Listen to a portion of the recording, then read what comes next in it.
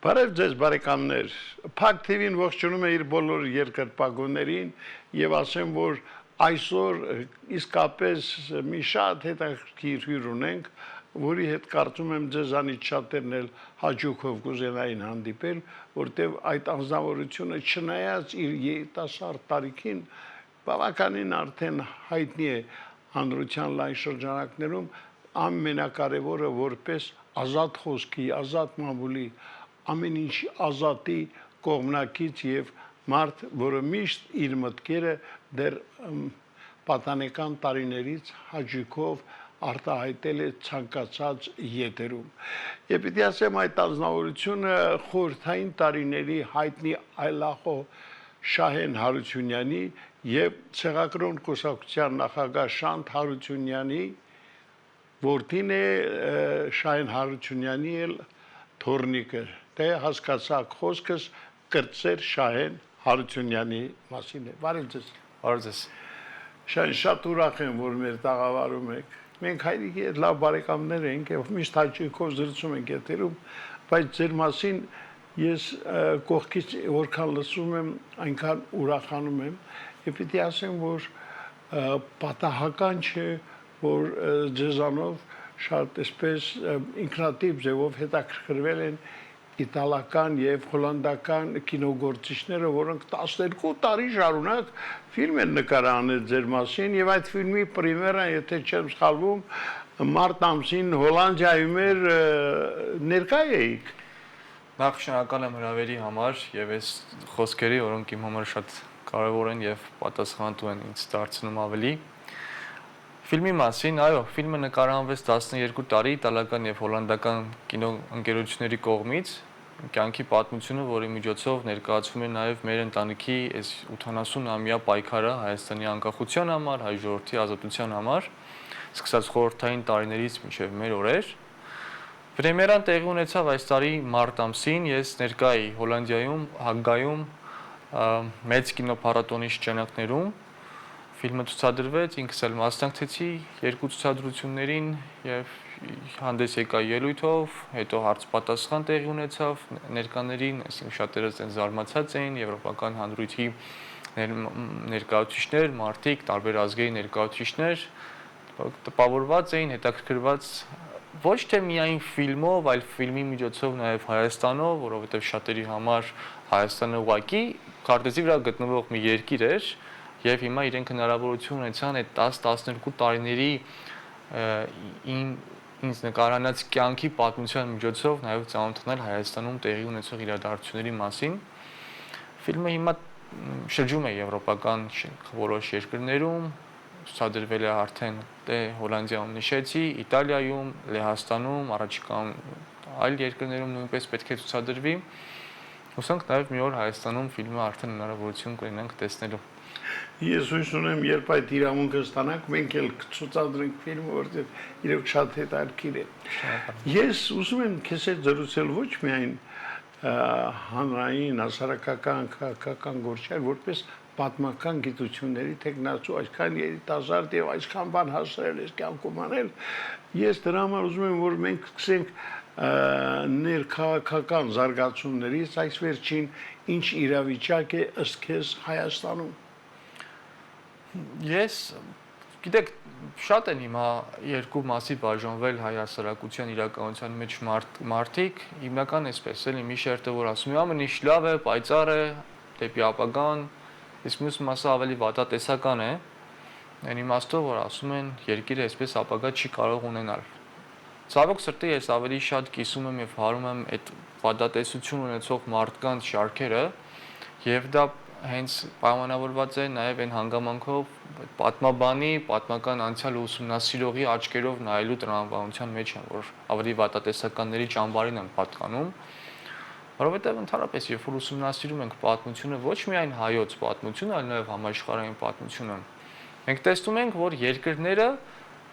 որոնք գնում են դեպի կործանման, ունենում են հենց հիմնականում այն ցուցիչները, ինչ որ կա հիմա այսօր Հայաստանում։ Եվ դրանց գլխավոր ցուցիչը հենց կանում է նրանում, որ մարդիկ չեն հասկանում իրենց ապագային սպառնացող վտանգները։ Այդ բանը թվում է թե իրենց մոտ ամեն ինչ լավ է, կենցաղային խնդիրները լուծվում են, գումարը կա, ֆինանսը, նյութական բարեկեցությունները եւ այլն, այդ ամեն ինչը կա, թվացial ժամանակավոր խաղաղությունը կա, բայց չեն հասկանում, թե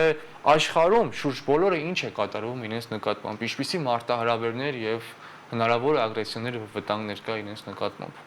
Ցավոք սրտի մենք այսօր գտնվում ենք մի մեծ թմբիրի մեջ, մի կողմից անտարբերության թմբիրն է, մյուս կողմից ուղղակի արդեն հոգնածության հարցն է առաջ եկել, մարդիկ հոգներ են մտածելուց, հոգներ են պայքարելուց, այսքան տարիների անարդյունավետ չոր պայքարներ են տեսել, բայց միշտ պետք է մենք այս մասին բարձրաձայնենք սրտի ցավով եւ անհանգստությամբ տագնապով, որպեսզի մարդիկ ուշադրություն դարձնեն, որ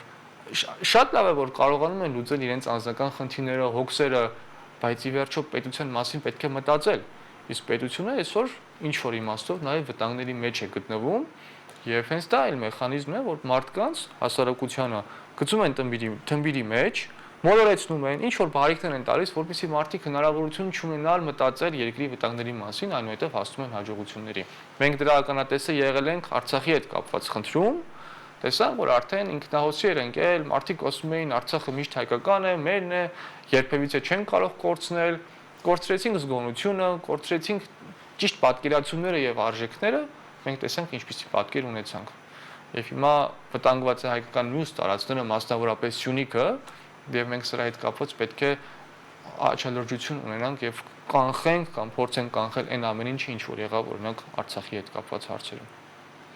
Այ իրավիճակը մեր նորընտեր ազգային ժողովում 9-րդ գումարման, ասես այստեղ ինչ պատկեր ունենք։ Հենց այդ ամեն ինչին արտացոլումը նաև ցուցիչներից մեկը այսօր մեր ազգային ժողովի պատկերն է։ Այդտեղ այս ազգային ժողով չեմ կարողանում տեսնել։ Այդտեղ հավաքված են մարդիկ, որոնք ուղղակի դուրս են եկել իրար դեմ պայքարելու։ Բա պետությունը որտեղ է։ Նախկին ներկա իշխանությունների արդեն կարելի ասել ինչ որտեղ ժառանգներն են այդ ազգային ժողովում պայքարի դուրս եկել իրար դեմ ու մեղադրում են իրար հայրերի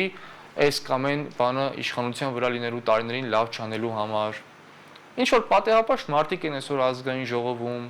մարդիկ են, որ ընդհանրապես պետության պատկերացումը իրենց մտքում չկա։ Իրենք գիտեն, թե պետությունը կառուցելը ազգային ժողովի падգամավորները սկսում եւ ավարտվում են նրանով, որ պետք է քննարկեն սրա մեքենան, նրա տունը, նրա անձնական կյանքը, նրա սրան, նա դա չի պետությունը։ Երբ որ մենք գիտակցենք, որ պետությունը դա չի, մենք ունենանք որակական այլ պարլամենտ։ Ի վերջո, այս պարլամենտը արտացոլում է այն ամեն ինչը, ինչ որ հայ ժողովուրդը պահանջում էր նախընտրական փուլում կամ գրավում էր հայ ժողովրդի նախընտրական փուլում եւ ինչպիսի ընտրություն կատարել է հայ ժողովուրդը։ Սա օբյեկտիվորեն արտացոլում է։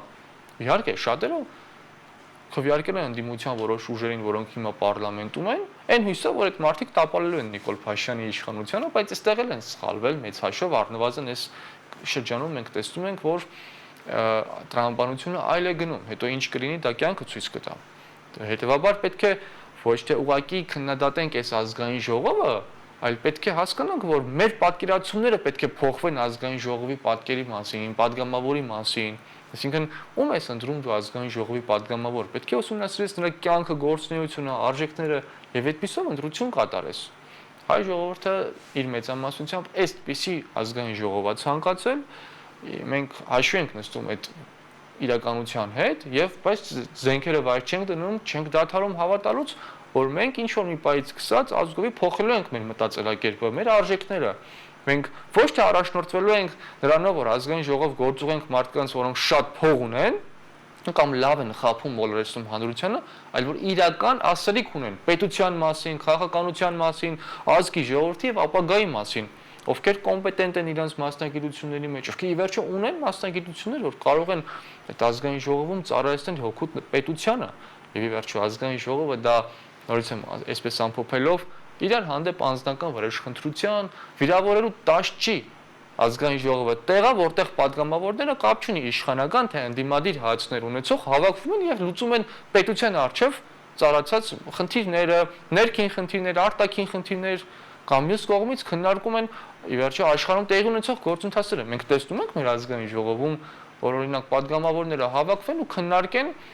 Ամերիկայի եւ Պարսկաստանի Իրանի հետ այդ հակամարտությունը, ու Ռուսաստանի Ուկրաինայի հետ հակամարտությունը, այդտեղ Հայաստանի դերակատը ոչ մի բան մենք չենք տեսնում, ցավոք սրտի։ Եվ սա մեզ որպես պետության վարկանիշի իմաստով թեկուզ միջազգային ասպարեզում խնդիր է։ Աշխարհը նստած նայում է, ասում է, դե ի՞նչ է տեղի ունենում։ Պատերազմներ, չգիտեմ ինչեր, Հայաստանի պարլամենտում կամ կառավարությունում ինչ մակարդակի զրույցներ են ընթանում։ Շան, դες դու ծնվել, մեծացել, դաստիարակվել ես մի ընտանիքում Գերդաստանում, որը շատ հետաքրքիր իսկապես պատմություն ունի, անցած ճանապարհ։ Պապդ եղել է խորհրդային տարիների հայտնի այլախոհներից մեկը, մեր անկախության մասին միշտ երազող, դրա համար պայքարող անձնավորություն, հայրդ շատ նույնպես ինքնատիպ անձնավորություն է, ցեղակրոն կուսակցության նախագահ, նժդեհական գաղափարների այսպես ջատագովներից մեկը եւ այս ընտանիքում բնական է որ դու որպես մարդ պիտի ձևավորվեիր ելնելով այն նախասիրություններից որ ունեին քո ծնողներն ու քո պապը չէ դա քեզ խանգարել է այնուամենայնիվ թե օգրել է որ դու կանաս որպես նոր անհատականություն Չէ, ընդհակառակը, դա շատ է ինձ օգնել, որովհետև ես մշտապես կողմ եմ այն տեսությանը, որ մարդիկ պետք է կարողանան ժառանգություն ստանալ եւ ժառանգություն փոխանցել։ Եվ ժառանգությունը միայն նյութական բարիքների մասին չի, այսինքն տան մասին չի, ինչ որ այդպես բաների մասին չի նաեւ, այլ նախ եւ առաջ ժառանգությունը դա ազգանունն է։ Եվ ազգանվանը արժանի լինելն է։ Ես միշտ պնդում եմ մշտապես, որ պետք է հայրերը իրենց որդիներին փոխանցեն կամ պապերը իրենց ծերուններին փոխանցեն ժառանգություն եւ դա սերնդեսերունդ պետք է ստանան եւ արժանիորեն պաշտպանեն ու փոխանցել։ Սա շատ կարեւոր բան է։ Սա հենց հիմքն է այդ երկարատև պայքարների, որոնք ինչ որտեղ նաեւ հաջողություն են ունենում։ Չես կարող էլի մտածել, որ հա, ես մտածեմ Պապիկս իր եղբայրը պայքարեցին, ինչ որ անձնական հարցունքների չհասան, թե որ իրենց գլխավոր նպատակը բացառապես Հայաստանի անկախությունն էր։ Լավ, հետո հայրս հիմա ասեմ ես կիսում եմ եւ կրում եմ այն արժեքները, որոնք ձևավորվել են մեր ընտանիքի կողմից, այսպես ավանդաբար փոխանցված եւ դա բացառապես ինձ օգնել է եւ չէր կարող խանգարել։ Խանգարել այն դեպքում, երբ որ ես այլ կյանքի ճանապարհ ընտրեի։ Այդ չհետաքրքիր էր Հայաստանային, չհետաքրքիր Հայաստանում տիրող իրավիճակը, երկիրը, վտանգները, այլ ես ուզենայի գնայի իմ կյանքով առանձին ապրեի, ոնց որ շատերը անտարբեր ապրում են, այդ դեպքում գուցե, բայց ես այդ ճանապարհը չեմ ընտրել եւ դա ինձ բնականաբար օգնում է ու նաեւ ներքին ուժ ու ամրություն է տալիս, որ իմ թիկունքում ես այսպես ասենք, այս պայքարի մեջ հեծանիվ չեմ հայտնագործել։ Իմ թիկունքում կան էսենց տարիների դժվարագին պայքարներ, որոնք բացառապես ինձ ուժ եւ կարողություն են տալիս այդ պայքարը շարունակելու։ Հայրի որդիների այդ, ինչպես ասում են, մշտնջանական այդ պայքարը կամ հակամարտություն, ինչպես կուզեք ասել, անընդհատ շարունակվում է։ Դուք որպես Հարությունյանների Գերդաստանի կրտսեր ներկայացուցիչ, ձեր հայրը որպես ցեղակրոն կուսակցության նախագահ, ձեր մեջ այդ շփումները ինչպիսին են։ Մենք իդեպ ասեմ, պլանավորել ենք առաջիկայում մի ծրագիր իրականացնել, որտեղ հայրերը եւ որդիներն են հանդիպելու եւ ուզում ենք սկսենք հենց ձեր Գերդաստանից, ձեր եւ ձեր հայրիկի հետ, ձեր համատեղ երկխոսությունից։ Ինչ ես կարծում, այստեղ իրոք ասելիք կա։ Իրականում մենք միշտ էլ ես ու հայրս վեճերի մեջ ենք։ Եվ հետաքրքիր է, որ ոչ ես, ոչ հայրս չենք թաքցնում սրա մասին, թե մեր ընկերական շրջանակներում, թե օրինակ այսպես հանդրության առաջ, որովհետև դա դիտում ենք բնական գործընթաց։ Իմ օրս մեջ 34 տարվա տարիների այսպես բան կա, տարբերություն կա։ Եվ որը բնականաբար ինչ որ մի կերպ նաև ազդում է մեր մտածելակերպի եւ մոտեցումների վրա։ Բայց մի շատ կարևոր մի բան, սկզբունքների, արժեքների եւ գաղափարների մասով մենք ոչ մի տարաձայնություն չունենք։ Ոնց որ իմ հայրը չի ունեցել իր հոր, այսինքն իմ պապիկի նկատմամբ, ու այդպես շարունակ գաղափարները, սկզբունքներն ու արժեքները նույնն են։ Գուցե մարտավարական, մոտեցումային ինչ որ այս կողմ, այն կողմ ինչ որ այսպես մանր անհամաձայնություններ լինեն մոտեցումների, բայց դա երբեք այդ գլխավորին չի խանգարում։ Եվ շատ բնական է, շատ նորմալ է, որ պետք է միշտ այդ վեճը ասենք կամ բանավեճը ընթանա, որովհետև այդ ամեն ինչից է ծնվում նորը, որովհետև այնպես չի, որ ես ասում եմ, ես ավելի երիտասարդ սերունդ եմ, այս ինչ բանը ինչ որ պնդում եմ, ինչ որ երիտասարդը կպնդեր, անպայման պետք է ճիշտ լինի։ Չէ, ես հասկանում եմ, որ կա նախկինի անցյալի փորձ, որը շատ կարևոր է, եւ եթե մենք ուզում ենք գտնել լավագույն տարբերակը, միշտ պետք է անցյալի փորձը դերտնենք ներկայի փորձի հետ, այսինքն այդ սինթեզը պետք է տեղի ունենա։ Ես երբեք չեմ առաջնորդվում այն սկզբունքով, որ անցյալ սերունդի ընդհակառակը պետք է միշտ հենվել անցյալ սերունդի, այսինքն կամ այսպես ասենք ավելի ավագ սերունդի, մեծ սերունդի փորձի, գիտելիքների հիման վրա։ Հա, բնականաբար բաներ կա, որ արդեն նոր սերունդը պետք է իրականացնի, բայց երբեք չուրանալ այն ավանդը, այն ներդրումը կամ այն խորհուրդները, որոնք ես չեմ ուրանա երբեք, որ օրինակ իմ հայրը կամ իմ պապիկը ժամանակին ինձ տալիս էին։ Դա շատ կարևոր է, որովհետև այդ ժառանգություն ստանալը, երբ որ քիչ առաջ նշեցի, դա ուղակի օթից խոսքեր չեն։ Ինչն ես դու ժառանգություն ստանում։ Միայն անունը, միայն ուղակի այսպես անվանական այսպես տիտղոսակիր արժեքներ, չէ, դա հենց նաև փորձն է։ Այդ արժեքների կիրառումն է տարբեր կյանքի փուլերում, այս ժամանակահատվածում է, այն ժամանակահատվածում են։ Լինում է այսօր ինչ որ մի իրավիճակի առաջ եմ հիմա կանգնում, երբ որ փորձում եմ ինչ-որ լուծումներ գտնել, ես բնականաբար առաջին մարդը, որ կա, որ քննարկում եմ, հայրս է, նամանավանդ քաղաքական բնականաբար հարցերում, եւ միշտ ինքը իր անցյալի փորձի մասն է պատմում։ Օրինակ ասում է 88-ի շարժմանը էս այնց ա եղել։ Օրինակ ես էլ կարող եմ ասել, հա 18 թվին էլ էսպես է, ինչ որ զուգահեռներ անցկացնենք, մշտապես այդ փորձը պետք է ուսումնասիրվի, որպեսզի գտնես ու լավագույն լուծումն ու ճանապարհը։ Այսինքն այդ մշտնջանական բանավեճը շարունակվելու է այլ եւ որտին։ Այո, դա է առաջընթացի հիմնական գրավականը։ Որ պահին կանգնի այդ վեճը, այդ ժամանակ առաջընթացը կանգնելու է։ Այդ ժամանակ նշանակում է, որ նոր գալիք սերունդը էլ ասելիք չունի, նոր ասելիք չունի, բայց կյանքը շատ արագ է զարգանում։ Շատ ավելի արագ, քան նախկինում էր։ Սա քարիդարը չի, միջին դարերը չի, սա մի դարաշրջանակ 21-րդ դարը, որ տարին առ տարին, չգիտեմ, ամիս առ ամիս է փոփոխություններ լինում եւ սերունդը գալիք արդեն ավելի նոր եւ ավելի արդիական պատկերացումներով պետք է առաջնորդվի։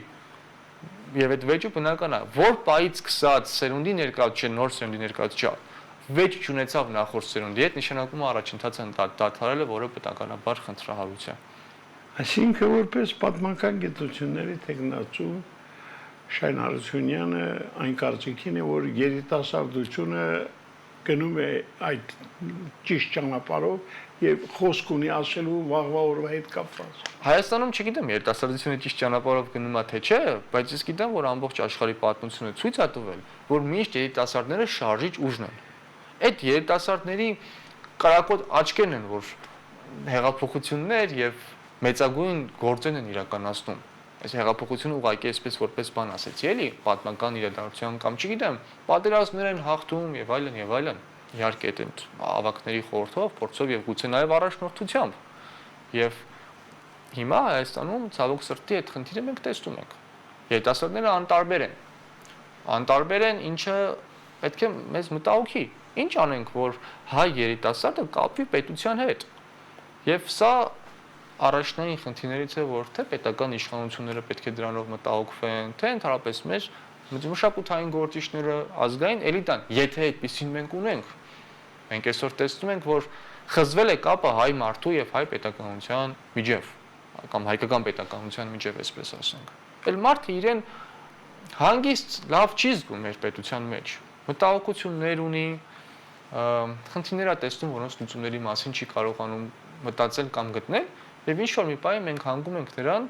որ կամ մեծ քանակությամբ արտագաղթ է երկրից տեղի ունենում, կամ էլ գալիս ենք այն մտայնության, իհարկե իմ մասին չի կամ որոշ շերտերի մասին չի, հասարակական տրամադրություն, որ ում էր պետք մեր այս պետությունը, եթե մենք մեր լավագույն կյանքը չկարողացանք մեր պետության մեջ կերտել։ Դարապես պետությունները նրա համար են անկախ պետություններով, որպեսզի տվյալ պետությանը պատկանող ազգը, ժողովուրդը իր լավագույն անվտանգ կյանքը կերտի, երջանիկ կյանքը կերտի, այդ իր տարածքում, իր տան մեջ, որովհետև պետությունը ազգի տունն է։ Մեր մոտ այդ խնդիրը կա, որը բնական process է, որովհետև հիմա մեծանում է սերունդ, որը ծնվել է գուցե կամ մեծացել է 90-ականների դժվարության տարիներին, եւ հիմա եկել է այդ խզվածությունը, որը մենք պետք է լուծենք։ Այդ խզվածության, այդ կապի խզումը պետք է կտրենք եւ նոր այսպես ոգի պետք է հաղորդենք մարդու եւ անկախ պետություն ունենալու միջև։ Շայն այնուամենայնիվ մեր տարածաշրջանում տեղի ունեցող վերջին զարգացումները վտանգավոր չեն կարող լինել Հայաստանի Հանրապետության համար, մասնավորապես Միացյալ Նահանգներ Իրան հակամարտություն այդ թեժ պայքարից ելնելով։ Բոլոր նման կարգի իրադարձությունները եւ ավելի թույլ իրադարձություններ եւ ավելի ուժեղ իրադարձություններ միշտ էլ պետությունների համար վտանգ են։ Նամանավանդ մեր նման պետությունների, որոնք նոր են անկախացել, նոր են դեռևս պետականության հիմքերը դնում եւ բնականաբար քո սահմանին ունենաս նման հակամարտություն, ինչ որտեղ նաեւ նման պատերազմ, նման մասշտաբների չի կարող ուղղակի քեզ դու չես կարող կողքից դիտողի աչքեր ունել։ Լավ, ունենալ Ռուսաստանի եւ Ուկրաինայի նման հակամարտություն, ելի սահմանակից չեն այդ երկու պետությունները, բայց դա նույնպես մեր համար վտանգավոր մեծ հակամարտություն է, որտեղ ինչ որ մի կերպ դու առնչվում ես այդ պատերազմին։ Եվ հենց այս իրավիճակում է, որ ամենասկզբում նշում էինք, չէ՞ որ ազգային ժողովում չեն քննարկում, չեն խոսում, ռիսկերը չեն հաշվում, ռիսկերի գնահատումներ չեն անում։ Ես չգիտեմ, օրինակ, մենք ունենք հետազոտական պետական կենտրոններ, որոնք ռիսկեր են գնահատում եւ այդ մասին խոսում։ Իհարկե կան բաներ, որոնք գուցե ասեն պետական ներկայացուցիչներն ասեն, այո, մենք դա գաղտնիանում ենք, բայց կան բաներ, որոնք պետք է հանրային իրականացնել։ Ոնց որ օրինակ իրականացվում է Միացյալ Նահանգներում, Գերմանիայում եւ այլ երկրներում, որտեղ պետությունը այդպես է ձևավորվում քննարկումների միջոցով։ Մենք չենք գնահատում ստեղծված իրավիճակը աշխարհում եւ հնարավոր ռիսկերը մեր պետության նկատմամբ։ Դա պետք է անենք եւ բնականաբար, այո, սպառնալիքներ կան, բայց ցավոք սրտի սպառնալիքներին հակազդող քայլեր մենք չենք իրականացնում։ Շան երկրնակալ եմ այսօրվա համար, բայց ուզում եմ, որ մենք ես այդ պայմանավորվենք, մեր բարեկամությունը այսպես մշտական տարբերակով շարունակենք, հաճախակի մեզ հյուրընկալվեք, խոսենք երիտասարդությանն առնչվող հարցերի մասին, այն իրավիճակին, ինչ այսօր կա Հայաստանում եւ աշխարհում ընդհանրապես, եւ ամենակարևորը պատմաբանի աչքերով դուք էլ մեզ կփորձեք դրան ներկայացնել։ Եղավ, շնորհակալ եմ շատ, պարոն Քրիստիան հրավերի համար։ Դե ուրեմն մեր առաջիկա հանդիպումը երևի հայրեր եւ որդին այդ խորագրի ներքո կլինի, ես ձեր հայրիկի հետ կպայմանավորվեմ, ձեզ տեղյակ Ես պատրաստ եմ։ Դուք պատրաստ եք, Ես պատրաստ եմ։ Շնորհակալ եմ։ Ես եմ շնորհակալ։ Սիրելի բարեկամներ, դե իսկապես համոզվեցիք, որ հրաշալի մի անձնավորություն էր այսօր պատմական գիտությունների տեխնացու Շահեն Հարությունյանը, ում հետ պայմանավորվեցինք այսօր ավելի հաճախակի հանդիպել եւ կարծում եմ ձեզ հետաքրքրող շատ հարցերի պատասխան դուք կստանաք այդ հանդիպումներից։ Այսօր այսքանը։ Ցտեսություն։